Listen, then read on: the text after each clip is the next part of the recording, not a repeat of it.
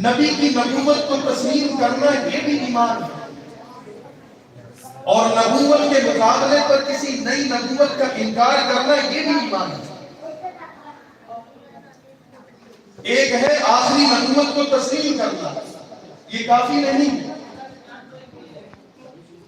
آخری نبی کی نبوت کو ماننے کے ساتھ کسی نئی نبوت کا انکار کرنا یہ ایمان کا اور عقیدے کا لازمی جز ہے۔ اگر کوئی شخص یہ کہے،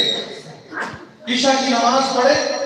اور ساری رات ہاتھ میں تسبیح لے کر کھڑا رہے اور کہے لا الہ الا اللہ محمد رسول اللہ، اور کھڑے کھڑے ساری رات کی کلمہ پڑھتا رہے اور تسبیح دیتا رہے اور صبح کی اذانیں کر دے، اور جب اس سے صبح پوچھا جائے کہ نبی کی نبوت کے بارے میں تیرا کیا خیال ہے یا خدا کی توحید کے بارے میں تیرا کیا خیال ہے، تو وہ یہ کہے کہ خدا وحدہ لا شریک ہے اور